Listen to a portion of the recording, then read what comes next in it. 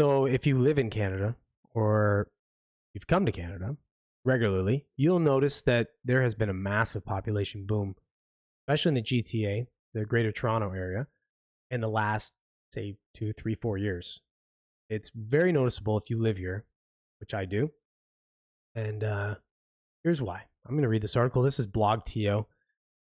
Pretty decent article here. Just gives you a lot of the facts and what's going on. So, Toronto is now the fastest growing population out of any city in the US and Canada. You think Toronto has felt busier than ever lately? You're not wrong. As a new report just named us the fastest growing metropolis across all of Canada and the US.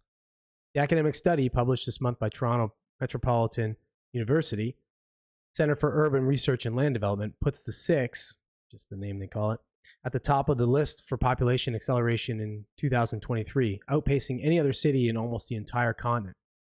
According to the data, we welcomed an astounding 125,756 new people into the city center between July 1st, 2022 and July 1st, 2023, or 221,588 if you look at the GTA overall. Comparably, the largest population jump in any U.S. city proper was only 21,970 over the same time span in San Antonio, Texas, or 152,598 if you're looking at larger census metropolitan areas in the Dallas area. So here is, you're not going to be able to see it because I can't, unfortunately, I can't spread it out here, but I'll read what it actually says. Here's the top 10 cities for population growth between July 1st, 2022 and July 1st, 2023. So Toronto's on the top. As far as population growth, the year prior, it was 67,000 and change. In 2020, the span I told you, 2022 and 2023, it was 125,000. So it's nearly doubled. Calgary went from 38,000 that year to 86,000, basically. Montreal, 18,000 up to 81,000. So, geez, the growth there is huge too. Edmonton, 22,000, basically to 55,000. Winnipeg, 12,000 to 30,000. Ottawa, 21,000 to 30,000. Vancouver, BC, about 10,000 to 26,000 roughly. And then you've got two American cities in San Antonio and Fort Worth, Texas, both growing from around 20,000 to like 22,000. So very little growth there.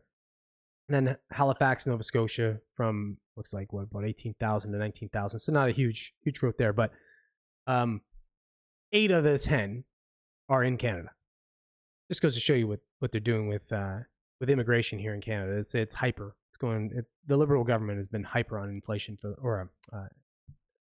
on immigration for the last bunch of years. Most of Toronto's spike can be attributed to rapid immigration, with the federal government increasing newcomer targets in the last few years, welcoming a record number to the country and pushing Canada's population to more than a staggering 41 million. And I know it doesn't sound very much when you think about the size, the landmass of Canada versus, let's say the States, which has like 330, 340 million people. But 41 million people in Canada, when you take probably 3 or 4 sections of Canada being the most populated, most densely populated, the GTA being one of them, the GTA area alone, essentially, I would try and, if I were to size it out comparatively, probably like the same size of like New York City, the New York City and surrounding area, you've got about 10 million people roughly, just in that small section of a very large province. So it's just 41 million is kind of deceptive. It sounds like not very much, but it is quite a lot when you factor about 25 to 30% is in the GTA area alone. Last year marked Canada's largest surge of inhabitants, a substantial 3.2% increase since the baby boom of 1957, stemming mostly from temporary immigration, according to StatCan. Without temporary immigration, that is, relying solely on permanent immigration and natural increase, births minus death, Canada's population growth would have been almost 3 times less, at plus 1.2%. In their cities report, TMU researchers noted that it is extraordinary how Canadian central cities and metropolitan areas outperform their American counterparts as far as growth of their citizen bases over the study's timeline, with the Great White North being home to 8 of the top 10 fastest growing places last year. They also state that major hubs in the U.S. are actually losing residents, including LA and New York. Meanwhile, all of Canada's 48 metropolitan areas saw increases. What is surprising is the lack of awareness south of the border of how rapidly Toronto is becoming an economic powerhouse, mainly built on robust immigration from many countries.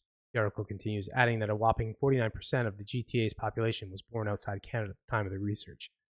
What they don't note in an article like this is the economic effect it has on housing and jobs and things like that.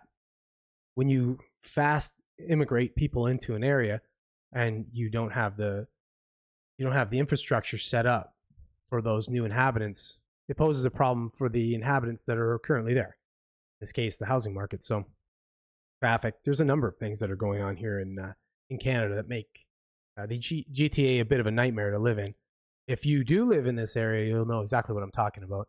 If you don't, if you're just an Americano watching, appreciate, you just have to take my word for it.